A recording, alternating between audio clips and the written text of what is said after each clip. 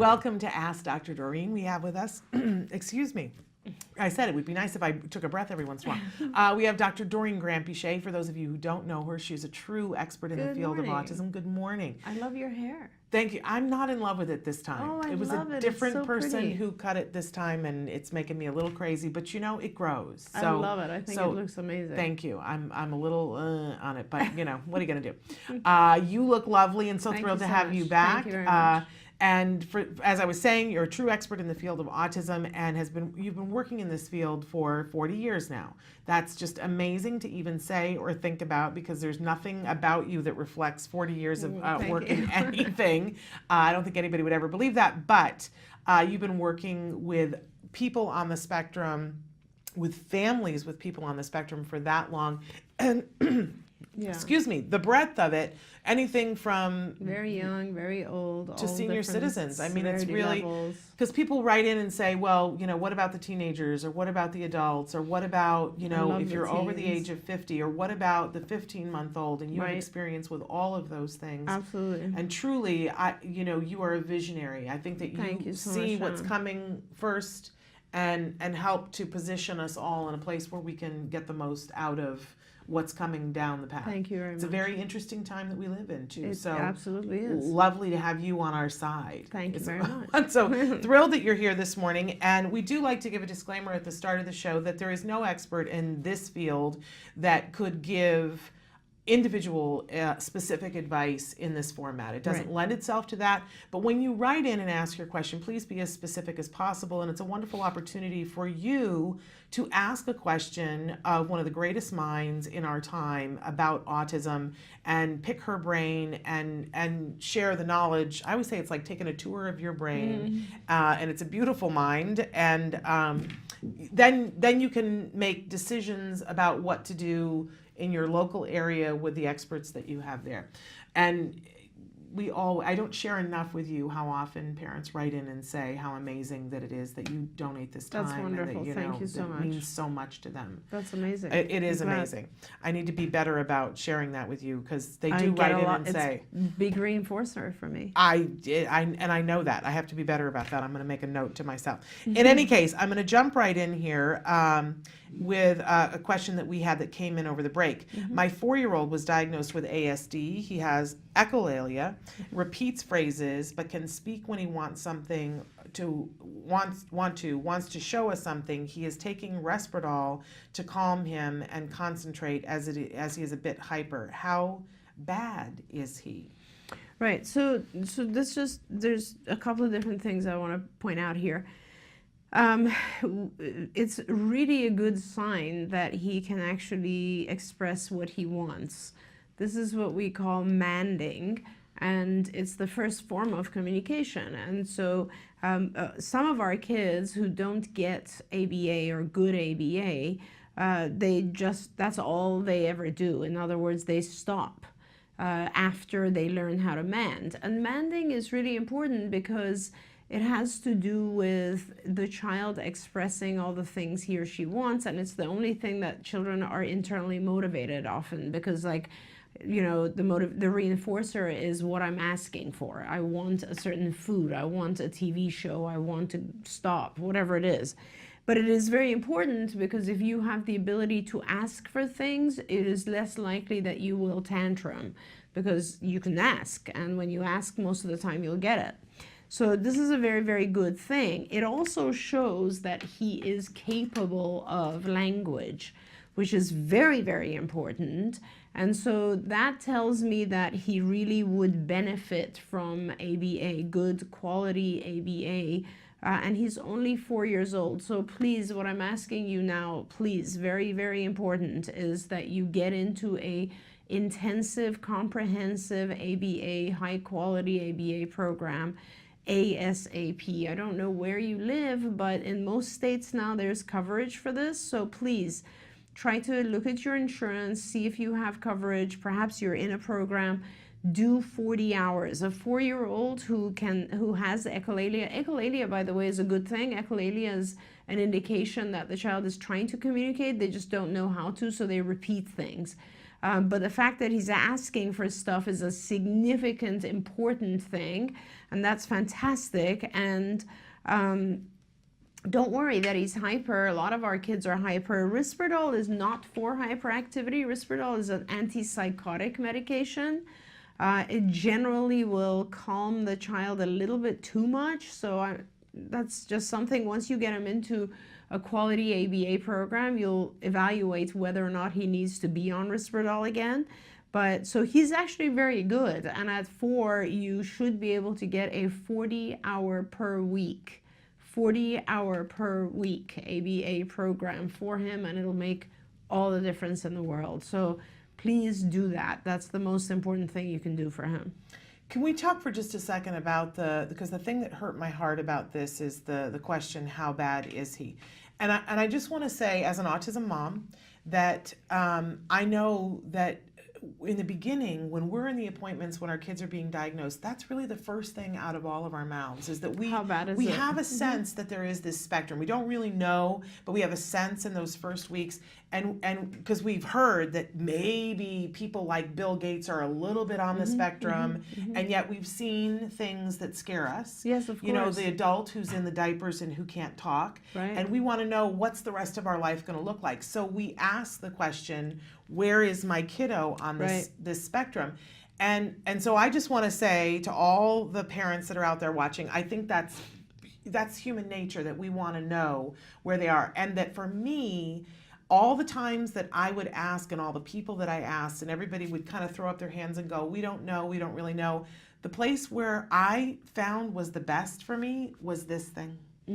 That I always said, you know, when you go to the mall, that's true, and you want to know where Macy's is, you look for one of the directories, and there's a little star that says you are here, and then you can see, oh well, Macy's is this far away. I can go this way, or I can go this way, or I can go this way, but where I want to get to is Macy's. Oh, and look, there's things along the way that may interest me too, but you can't get to Macy's unless you know where you are. Absolutely. And there's a place in skills that you answer questions, and it's exhausting, and you want to light your hair on fire. And I think it should come with little prompts that every once in a while say, you did a good job. Now go make your favorite beverage and sit and stare at a painted wall for 10 minutes, right? Because, honestly, you know, and congratulate yourself, because it's hard, but it's an investment in your kid. But when you're done, even before you're done, you begin to, it's like the map at the mall that says you are here. Yes. And here are the places that you want to get to. Right. So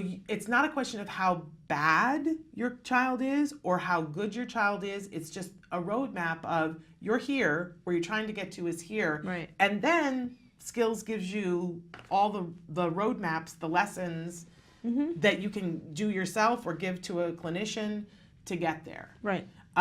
So I just wanted to put a plug, because that's one of my favorite things about skills. Definitely. It will allow you to figure out exactly where he falls. Now, here's the hesitation I have telling you to do skills right away, is that when you haven't done any kind of intervention, sometimes skills scares our parents, because they look at their child is here and the child has this much to learn, and then it freaks them out and it makes them feel like hopeless. But what you have to understand with the spectrum of autism is, and this is why it's so important, because your child's just beginning, it's just 4, he's very young. What happens is, typically we start our kids around 3, 3.5 or so, and we're with them until about 5, 6, 7, 8, even, maybe even longer. And they move a higher and higher in the spectrum. So if you start without any language and without any kind of communication and with all kinds of behaviors, that does not mean that's where you're going to be after you have 3 years of ABA. What happens is you become, what's going on with intensive ABA, here's what it is. Let me just explain it really clearly. So your child has, typically developing kids have a mental age and a chronological age, right? And they are the same. So when I am 15 years old, I'm functioning as a 15-year-old. My brain is the brain of a 15-year-old. When I'm 20, my brain is the brain of a 20-year-old. Everything I do is what all other 20-year-olds do, right? So that is your mental age. Mental age is what your brain is doing, and chronological age is just your age. Now, at 4 years old, your child is probably functioning more like a 1-year-old or maybe 2-year-old, 1.5-year-old. So you have, let's say, a 2-year delay there already, right, in functioning skills. So your mental age might be 2, but your chronological age is 4. Now, the way we calculate intelligence, IQ, is your mental age divided by your chronological age times 100. So your mental age is 2, your chronological age is 4, that becomes 0.5, half, times 100 becomes an IQ of 50. 50 would be classified as a severely mentally retarded individual, okay? Now, this is the thing about IQ. IQ changes. So as your child is aging, right, as your child becomes 5 years old, we now teach the child a whole ton of stuff. Now your child is functioning more like a 4-year-old, but they're 5. Now we teach them more through ABA. Now the child becomes 6 and is actually functioning almost like a 6-year-old. Mm-hmm. So now you have a mental age of 6 over a chronological age of 6 times 100. That becomes an IQ of 100. That's right. Normal IQ. So what happens is we need to make sure, that's why we do 40 hours. That's why 40 hours is so important, because we need to make sure that every year that passes in ABA, we're teaching twice as much as the child is aging, because every year your child is aging 1 year. So in that year, I need to teach your child 2 years worth of stuff, so that eventually after 3 years, his mental age and chronological age have caught up. Right. And that is the whole premise behind intensive ABA. Now, not every child masters everything they need to for their mental age and chronological age to become the same, but every child masters something. And that is more valuable than mastering nothing, obviously, right? If you're not doing intensive therapy, your child is not really learning. That's the thing about autism that I always want to make clear to people. It's just about a different style of learning. Typically, developing kids learn from just observing their environment. Our kids don't even observe their environment. This child possibly has some hyperactivity going on. When you have hyperactivity going on, your speed is different from the speed of the environment, and you have a very, very hard time receiving information because you don't even focus on things long enough. You'll look at one thing for 2 seconds, and before you know it, you're distracted with the next thing and the next thing and the next thing. So you don't learn the typical way. So someone has to really get in your face and break things down and teach you and enter that information to you so that you learn. That's what ABA does.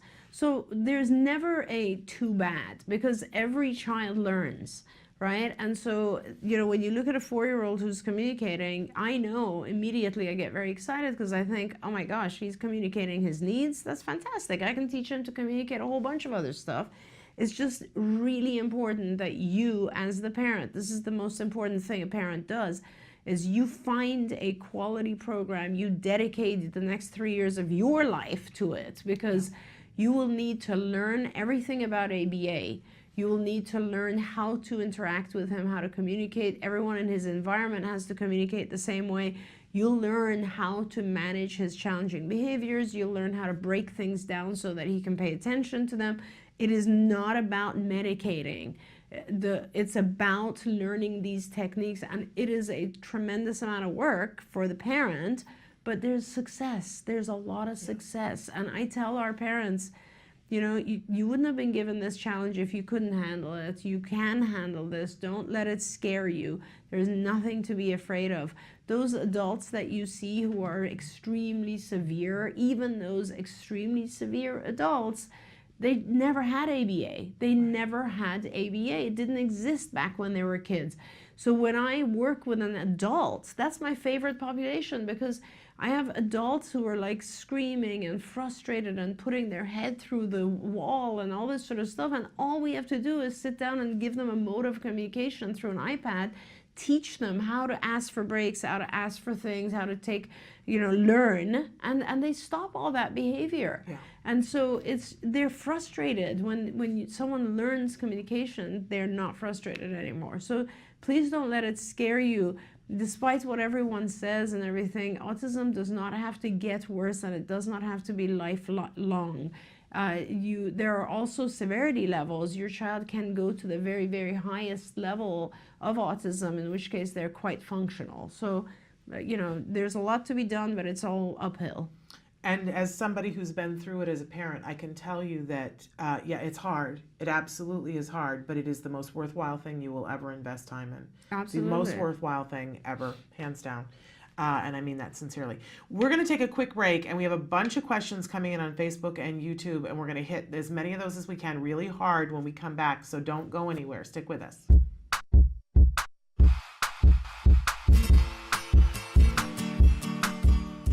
Hi guys, welcome back. For the month of July, I figured we're going to do something again that's more for outdoorsiness since it's summertime and I know your kids are going to be home and you need some activities to do inside and outside. So for July, I figured we'd make a lantern. So let's get started. The materials you'll be needing are wax paper, an iron, crayons, scissors, popsicle sticks, pencil sharpener, a glue gun, and tape. What I did first is that I have my iron heating on medium heat, okay? Make sure you keep this far away from your child because I won't want them to get hurt. Next thing I want to do is I'm going to take my wax paper and I'm going to make 4 sheets. I'm going to cut out a thing that's about 12 inches long, okay? Now that I have my wax papers cut out, what I'm going to do is I'm going to grab my crayons, and if you have kids around, which I hope you do, I'm going to grab them and have them make some crayon shavings. What the shavings are going to end up doing is making it a design. And again, this is another time for you and your child to talk about colors. You can discuss like what would happen if you mix, some blue crayons and some yellow crayons. What would that produce? When you and your child have finally decided there's enough crayon shavings on your wax paper, what you're going to do next is you're going to take it and fold it in half. Now that I have it folded in half, what I'm going to do is I'm going to take an old newspaper and then I'm going to sandwich it in between. And then with my iron on medium heat, I'm just going to have it gently on there just so the wax melts into the paper and becomes one thing. Let's take a peek inside. And as you can see, all the crayons have melted into it, making this beautiful kind of like rainbow-ish color. All right, now I'm going to do this with the other 3 that I've made, and then we're going to assemble our beautiful lantern. All right? So here are my 4 finished panels that I'm ready to build into the lantern. So what I'm going to do is I have these popsicle sticks and I'm going to build them into a square and glue them together with my hot glue gun. While you're building your lantern, it's a good opportunity to work on math skills with your child. You could discuss how many sides does a square have versus how many sides does a cube have. Okay, I'm going to do this another 3 more times so I have one for every single side. Alright, well, now that I have these 4 different sides built, I am now going to take these wax paper things that I've built and then I'm going to put glue on here and smash it on there, okay? I know the wax paper is way too big for it, but what we're going to do later is trim it. Alright, so now they're all done being glued together. Now I'm going to take my scissors and trim along the outside. Now that the 4 sides are done, I'm going to take some tape and I'm going to line the edge of it so they will stay together to make my cube form. And voila, here's my lantern, but it's missing something. You're right, it's missing a light to illuminate it. So what I'm going to put in here is an LED light. I'm definitely not going to put a real candle or else this thing's going to catch on fire, and that is a real safety hazard, okay? So here's my little guy, and I'm going to turn it on and let's see what happens. Ooh, look at that. Isn't that pretty nice? And it's not even dark yet. I would love if you shared your pictures of your finished crafts, but until then, craft on. Bye, guys. Can you see me flying by your side? Hey, I'm Candace Cameron Bray. Tom Bergeron. You're watching Autism Live. And you're watching Autism Live. And you're watching Autism Live. You're watching Autism Live. Welcome back to Autism Live and to Ask Dr. Doreen. We're here with Dr. Doreen Granpeesheh, and I promised that we would hit some of these questions that we're getting coming in on Facebook and on YouTube. So I want to start with Brittany, who says, my son is obsessed with a tablet and flips when he doesn't have it. Help. Also, I don't know what to do about potty training. He's 5 and nonverbal. He is a level 2 autistic. And we see this throughout. This is something we talk about, that parents write in and they give one number. It's actually two, but, and we don't know what your second number is, but what would you like to say to her about the tablet and the potty training? Right. So the tablet, no big deal. Like, what? Let him flip out. Like, realistically, I know that sometimes parents like really get scared. There's a lot I have to say about this. I'm trying to summarize it. So, but the first thing, this child, we don't know if this child's having ABA. Right? We don't know. We don't know anything about. And I would love to know that. Absolutely. What are you doing? And what was the age again? 5, nonverbal. So look at it this way. He gets very upset because the tablet is one of his major reinforcers, and he wants access to his reinforcer. So if you don't give him access to the reinforcer, he will have a meltdown, right? I think parent wrote he flips out. Okay, yeah. So he'll have a meltdown. So what's that telling you? If he could talk, he's nonverbal. If he could talk, what would he say instead of having a meltdown? What would he say? He would say, this is the only thing that I have that makes me feel happy. Why are you taking it away from me? Right. He would say, I want my tablet. Yeah. Give me my tablet, right? So why don't we teach him a way to communicate that's better than tantruming, and then give him his tablet when he does that. Okay. Now, he's nonverbal, so the way to teach him, perhaps you start with, and I don't know what you've done so far or not, but would be, let's say, a PEC system. So just a visual identification label system. So you would have a little poster which has the picture of a tablet on it, and a picture of, let's say, a juice, a picture of his favorite food, all the things he wants. You just start with that. That's a PECS program, Picture Exchange Communication System. And if he wants his, you take away the tablet and you prompt him to actually, with his hand, to go and point to the picture of the tablet. Or if you can put him on Velcro, and he'll just pick up this thing that is little picture of a tablet, and it's laminated and it has Velcro on the back, and it's on this board. And all you have to teach him is to take this thing and give it to you, and then he can get his tablet. And that is how you use powerful reinforcers to motivate language. Okay, now, if he tantrums and you give him the tablet, what are you doing? You're teaching him that tantruming is an appropriate form of communication. Your goal here is to teach him tantruming will not get you the tablet. Giving me the icon will give you the tablet. So what will happen now is he'll figure it out, because all of our kids are very smart, that every time I tantrum, it doesn't matter, mom walks away, doesn't give me the tablet back. But when I give that icon, she gives me the tablet. Wow, giving the icon is very powerful. That's what I'm going to do from here on. And it's a lot easier than tantruming. And it's a lot easier than all that energy that I have to put into tantruming. Now, I say this and make it sound that's very easy. It's not. The hard part that exists, and it's very hard for parents, is that as parents, it's really hard for us to see our kids tantrum. So we give in, okay? And that is because we, as a parent, our reinforcer is avoiding the tantrum of our child. You are trying to avoid seeing that tantrum, so you give in. Now, so therefore, what I'm telling you is to do something that's not reinforcing. Don't give in. He will tantrum, but his tantrum will eventually dissipate. It'll get worse. That's called an extinction burst, because from his mind, he'll be like, wait a minute, usually when I tantrum, they give me my iPad. They're not giving my tablet to me, so I better tantrum more. I might even want to hit someone. It'll get worse before it goes away. But if you're consistent and you don't give in, but instead you prompt him to give you the icon, then that's what will happen. And that's why it's really important to have help through an ABA program, and that's why it's really important to do it across his day, all of his awake hours. Because it's not enough to just teach him to give you an icon to get a tablet. I'm not even convinced he couldn't learn language. I don't know. If you've done ABA, perhaps you've delved into that a little bit. But every child can communicate. It doesn't have to be verbal. It could also be nonverbal. Now, will it always be a PEC system? No. Nowadays, we move very quickly from a picture exchange system to an iPad. He's on his tablet. There's a ton of programs on the tablets that can help you communicate. So those icons that I mentioned are on the tablets as well.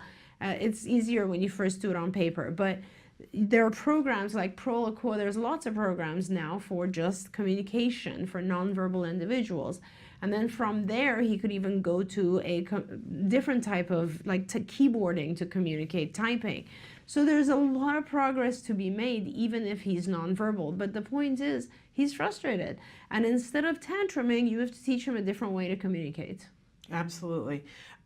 We've got a bunch of questions. I do want to say, I know you wrote in about potty training, and we've done a bunch of things about potty training. And I actually, in the interim, Jessica wrote in and said, I wanted to tell you that you give me the strength to start potty training my son, and he is now potty trained. Oh, I and love that. Thank you for your encouragement. We've done a lot of different questions here. If you just Google Ask Dr. Doreen, there is a page that will come up that lists questions by the topic, and then you can, there's one that's just potty training. You can go down and see all the potty training questions. You can click it and it'll take you right to those videos. So there's like one that's for, if they're older, one if they're younger. So, and I think Sienna did a whole program on it, right? And we show that regularly here on the show. Terrific. It's the Fox and Azrin method. Procedure, yeah. Yeah. So I just want to say, I unfortunately I want to move on to other things because we've covered that a lot, but there's plenty on our site to help you, and there's stuff on skills as well. And you don't need to be verbal to do the potty training procedure, so it's pretty easy to do. Okay, so moving on, another person wrote in on YouTube and said, how do I use the fact that my 2.5-year-old has hyperlexia to help him?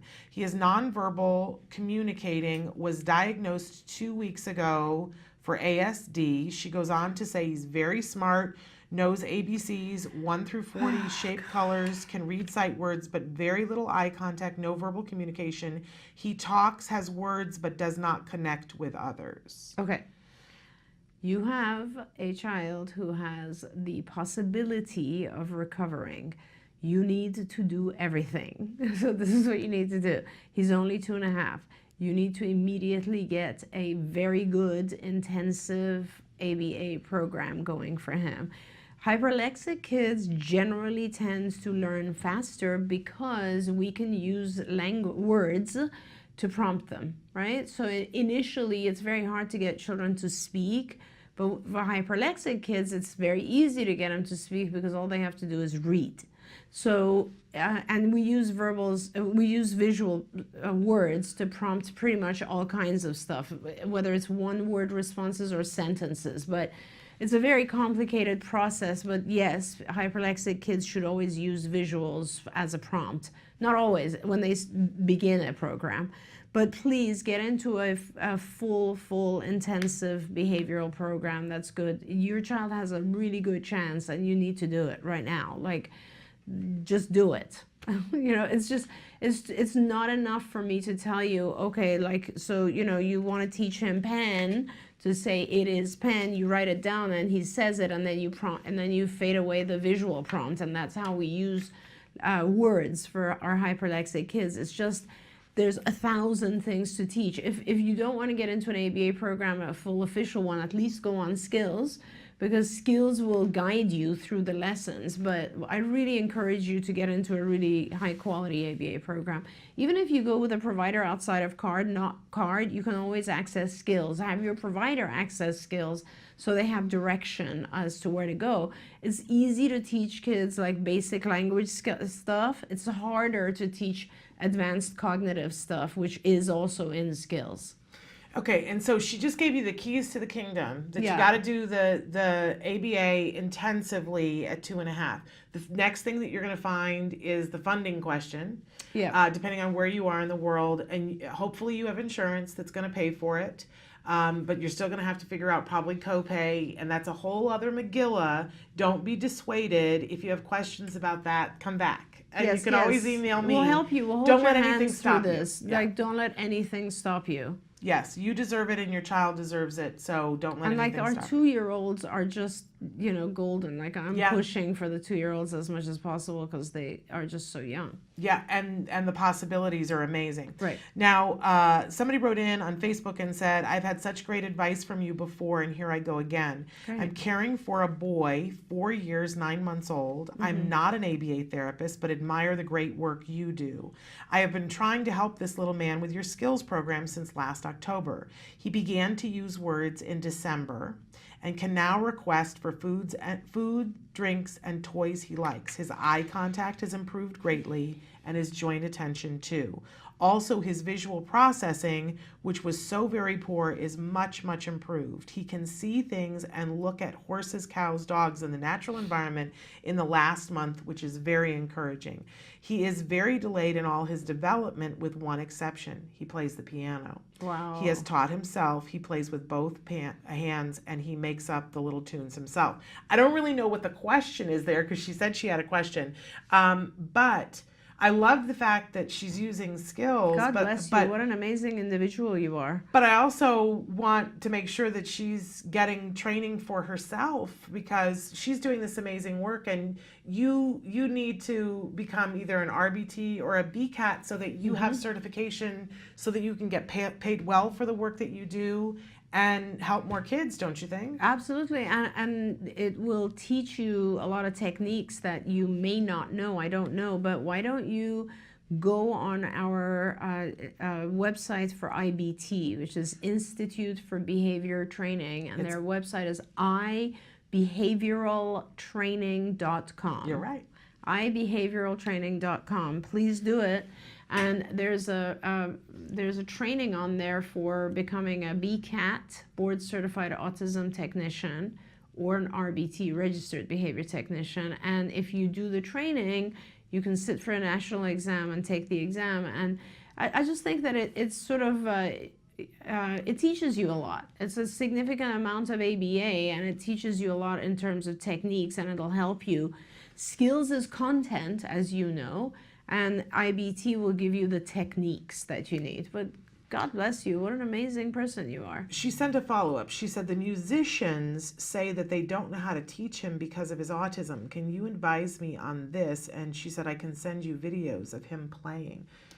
Yeah, so it's very hard for our children to learn the music when they have these talents, to learn the normal way, because the normal way is kind of slow for them. Let's put it that way.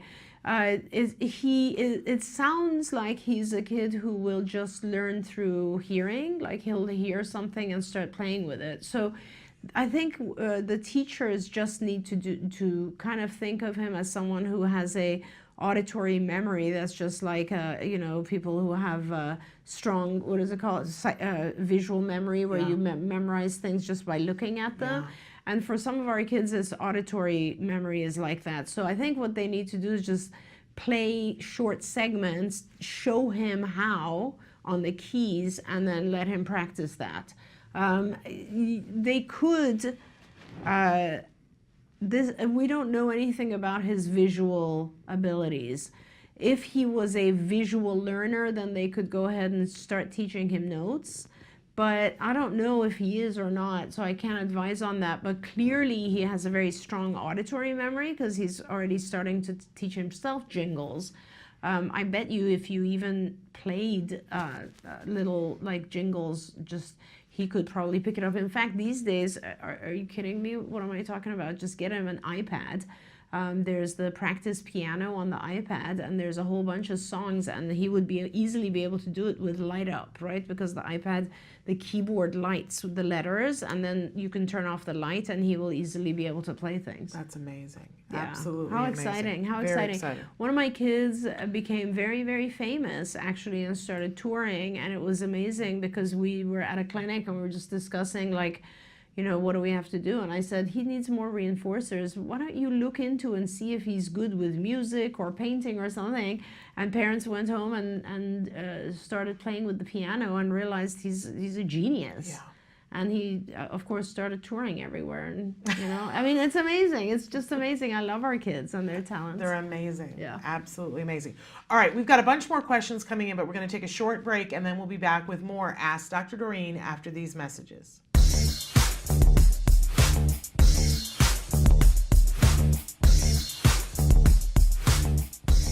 Parent to parent, having a compliant child is one of the greatest things on earth. But frequently we ask ourselves, why doesn't my child listen? Well, here are some tips to help us to get a listening, happy, compliant child. First, we want to make sure that we make compliance worthwhile. Whenever your child does something that's compliant, make sure that you praise them and heap rewards on them that are meaningful to them, things they really want. One of the things that we have to be mindful of is that if the child isn't compliant, we have to praise more often. Just heap it on. If you say to yourself, there's nothing to praise, they're not doing anything that I want them to do, then ask them to do something that they already want to do. This is a really tricky way of being able to praise them. And then, of course, the last thing that we want to do is catch them doing good things when they least suspect it. And make sure you heap that praise on, because having a compliant child is one of the best things in life. Token economies are a great way to get to good behavior with your child. We're back. Hang on one second. Okay. So sorry. We're like talking away and we're back. She was telling me it's not Samantha's fault. It's entirely mine. I've attention deficit issues here today. I want to mention Kathleen wrote in and said, my granddaughter is nonverbal. Mm-hmm. We have her on an iPad with Proloquo.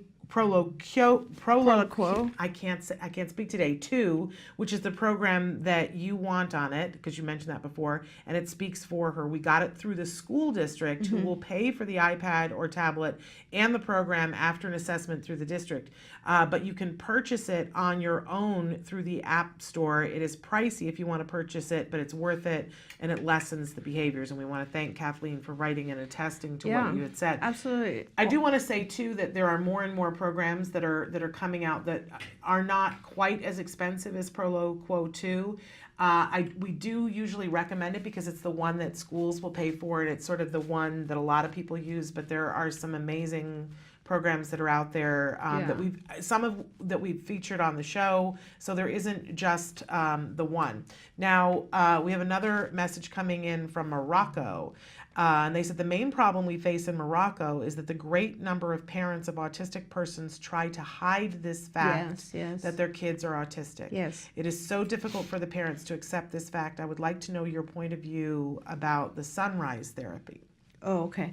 So I know that in not just Morocco, but a lot of the kind of Eastern countries, I guess I would say, and Northern Africa, but I mean a lot of the Middle East in general, people in a lot of cultures, people hide autism as if it is something bad, and they don't want their families even to know. And I would just say that it's a cultural thing. It'll take a long time for people to, just like anything else, in a lot of countries, people still hide the fact that they might be gay. So it is a thing that takes a long time for society to understand, and as a result, it'll take a while. I mean, I'm happy just to be alive in the United States and have seen the point where autism is so accepted in the US. When I started Shannon, honestly, in the 70s, it was something that a lot of parents were fearful of, ashamed of. There were very few services. A lot of people misunderstood what autism is. There was very little education out there. I never thought I would live to see the day where people would understand so much about autism and that money and resources would be going into autism. I never thought I'd live to see insurance cover ABA treatment. So this is wonderful, at least here. It does take a while, and don't fear people's reactions. It's out of ignorance when people react in a negative way towards something like autism. Autism is a very, very complex disorder, and it's not something that a lot of people understand very well. Many of our individuals with autism are gifted in one way or another and contribute significantly to our understanding of life and to society. So let's not forget about that. I forgot what her question was. So I got all protective about autism. No, but that the first part of the question was about the fact that parents. But then the second part was that they want to know your point of view about the Sunrise program. Oh, Sunrise. So Sunrise program is, I don't really approve of the Sunrise program just because I think that it has a lot to do with trying to be, kind of leaving the child with autism alone and trying to be emotionally reinforcing and to enter the world of the child and all that sort of stuff. And, that's all fine, but I think here's my perspective, and of course I'm a behaviorist, you have to realize that. My perspective is that in life, now whether you have a diagnosis of autism or something else, it doesn't even matter. You don't need a diagnosis. In life, in general, we all, to some extent, have to fit in to the expectations of society. If we didn't, there would also be amongst us murderers and psychopaths and people who are hysteric and are like, all different types of things, right? But why is it that we all adhere to certain norms? Because that's how a society of millions of people can live together. There are rules that I don't appreciate, basic rules. Just think about it. Why do our children have to get up for school at 6 in the morning? Why can't school start at 9 or 10? So why are there 7 days in a week? Like, if you think about it, there are just certain rules in society, and we all live with those rules, right? We get up, we go to work 5 days a week, most of us. We don't drive on the other side of the road. We, we're polite to people that we meet. There's all these societal rules that we adhere to just so that society can function. Now, an individual with autism, just like any other type of disorder or any other type of belief, let's even put it that way. Let's say you are a revolutionary, right? And you strongly believe that people should have the right to walk outside naked, whatever your belief system might be. And you do that. That's going to cause other people to, in some way or another, be probably shocked, disturbed, upset, whatever it is, right? And because of that, the rule is you can't do this, right? Otherwise, if nobody cared, you could go ahead and do it. Now, and what will happen to the person also who is walking around naked, let's say, what happens is they become completely isolated because nobody wants to interact with them, engage with them, allow them to come in, allow them to interact with, come into a business or a store or a restaurant or whatever it is, right? So they're shunned in a way. So now for the individual with autism, the choice is yours, really. That's kind of what I always want to say. If you want to be part of this society, then there are certain rules that you have to learn to adhere to. If you don't want to be part of this society, then that's a different thing. But asking all the societal rules to change for you is not necessarily okay either. Like, in other words, let's say when we all go to on an airplane, we don't scream because we're in a very small compartment with a whole bunch of other people. Screaming is going to disturb everyone else. So if there's an individual with autism who screams, the right thing would be to teach that individual how to cope with the sounds of the airplane and so on and so forth, so that they are not screaming in that environment. We don't hit, right? That's a general rule. So if there's a child whose mode of communication has become hitting, I hit because I want something, we generally try to teach the child not to hit.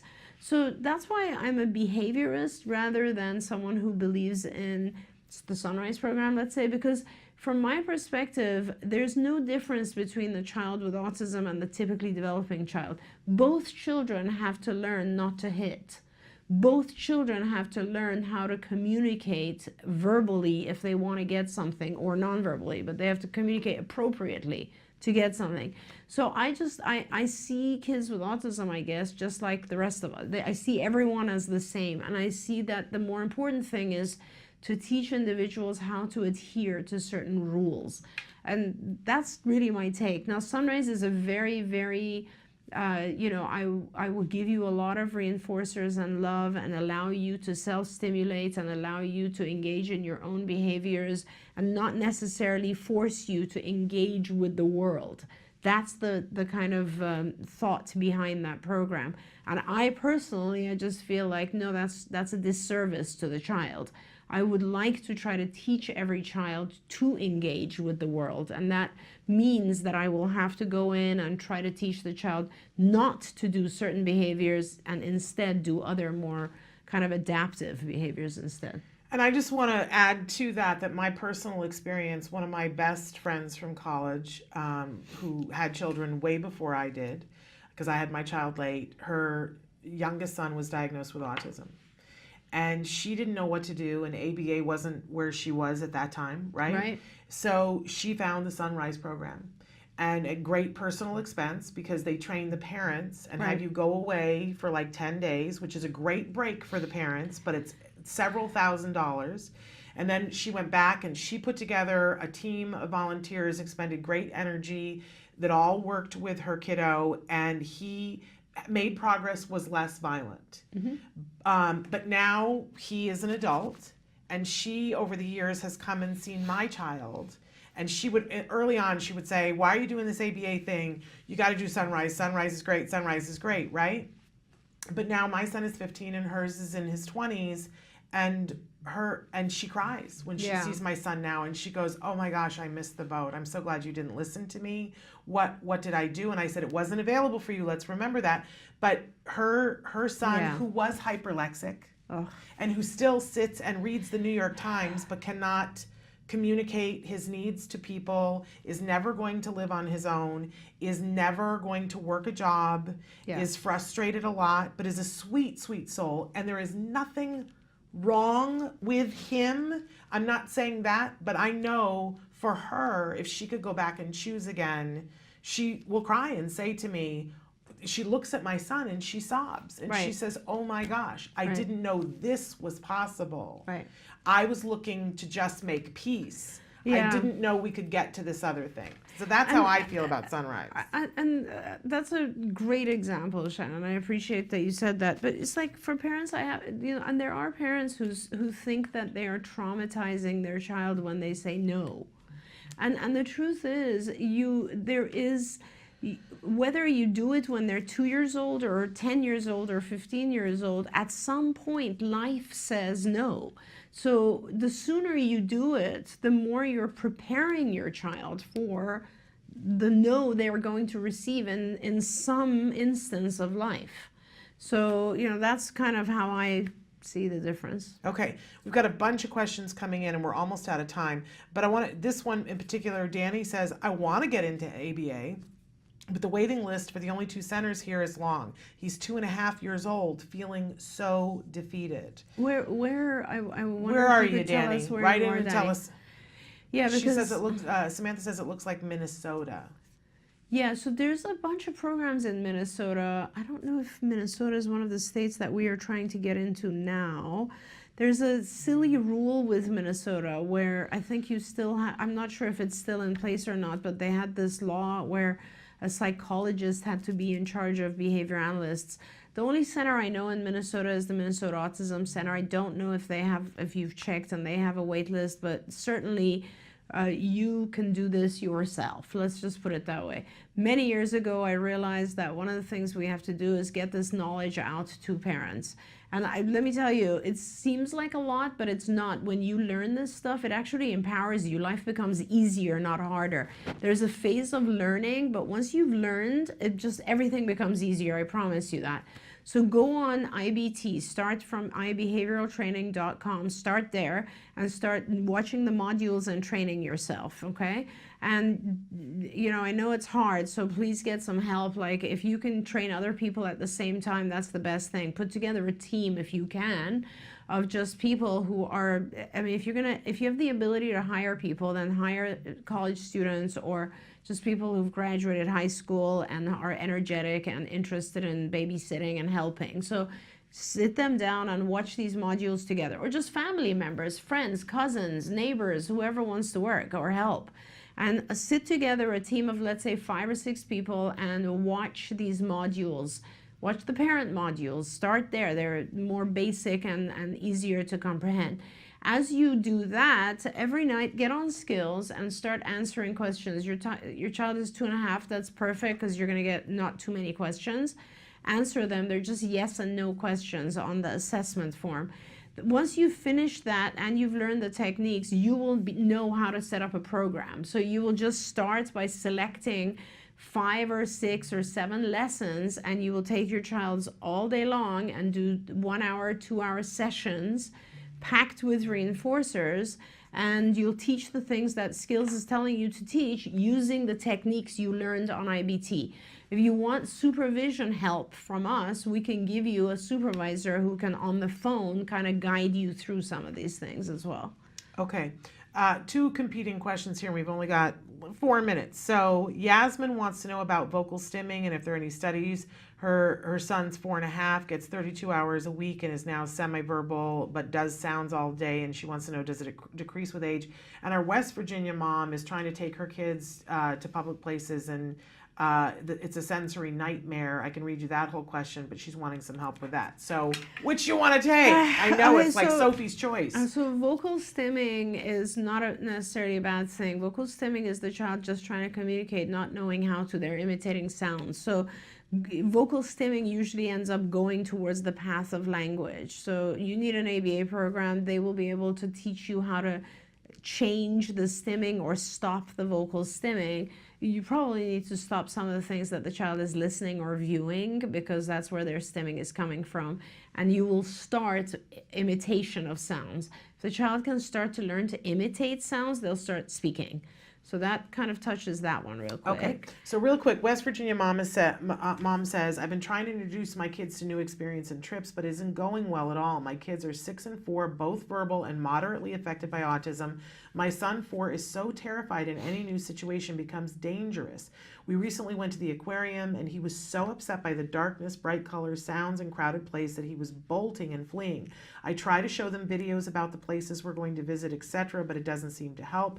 Am I pushing them too far by exposing them to new situations? By the end of the trip, he had worked himself into a panic attack, had hives, etc., and we ended up leaving without seeing over half of the aquarium because they were both so worked up. I don't want them to miss out on experiences, but I don't want to traumatize them either. Any input is appreciated and much love to y'all. A lot of input. So there's a couple of things. Always remember, you prepare them not as you're doing it, you prepare them ahead of time. So what you're doing when I say you prepare them, there's 2 things you're doing. You give the child some tools to protect himself from the sensory input, as well as you try to modify their exposure to the sensory environment. So there's 2 things. One is you want to prepare them, and the way you prepare them is the video, and the best way to prepare them, honestly, is virtual reality. If you can buy a virtual reality headset, like, there you go. Yeah. Because essentially then you can have the child acclimate to pretty much any kind of environmental exposure and experience, but at the same time, and practice it before actually going there. It might be dark, it might be the sounds, it might be the echo, it might be the humidity, I don't know, but you know, you can simulate most of that on a virtual reality headset. The other thing, of course, is to give your child some tools. So for instance, I always recommend the noise canceling headphones. They really, really help our kids. If your child is afraid of the dark, practice that with him. Give him a flashlight. Give him a hoodie or something that feels more protective to him. Acclimate him gradually. Take him in, come out and take a break. Take him in again for 10 minutes. Give him the ability to know show him that exit signs means these are places to go. I mean, there's a lot of things that you can do, but often we just take our kids and we assume that they can enter these environments that have a whole different sensory input, and they can't. And so it falls apart. So I guess what I'm saying is a lot more practice is necessary, and a lot more tools. And, you know, recently, Ev Kung and I have been going and consulting with one of the big local museums here, and it's been so awesome to hear their input and to talk to them. But one of the things I want to recommend is that you go, if the aquarium is close enough that you can go to it on a semi-regular basis, Definitely. talk to them, say, here's the issue I'm having, and I want to bring my child in various stages of, you know, he might have one of those light things on his forehead in the dark Right. places, he might have a hoodie on, but I want to be able to come in, bring him in for 5 minutes and then take him out. Right. And will you give me a special deal so that I don't have to pay? I bet you that they would be willing to work with you on that so that you could come back 12 times over the next week for one admission price probably, so that he can acclimatize himself. That's Because that's awesome. part of it is that, you know, you pay the $42 to get into the aquarium and And it you lasts just 5 wanna- yeah, minutes and you absolutely. go, and I'm torturing my child, what's the point here? But I bet if you call them, they will work out something with you so that you can That's a do that great idea. desensitization. So more and more places, and you know that if you need my help calling them, that I'm up for it. You know that about me because I have made phone calls before.